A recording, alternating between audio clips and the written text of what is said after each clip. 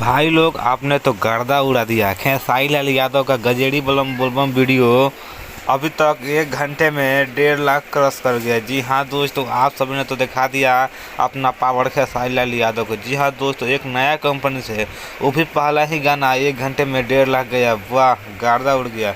और दोस्तों आप सभी से बता देना चाहता हूँ कि और गाने को ढेर सारा सुनिए ताकि बहुत जल्द ये 1 मिलियन हो जाए और 1 मिलियन का खेसारी लाल यादव केक काटे। जी हाँ दोस्तों, जितना लोग गाने को नहीं सुने हैं तो आप लोग जाइए गर्दा फार भोजपुरी चैनल पर और ढेर सारा प्यार दीजिए। गाने को सुनिए, बोलबम सॉन्ग है, गीत को लिखे हैं अखिलेश कश्यप और गाने गाए हैं खेसारी लाल यादव, साथ में है शिल्पी राज।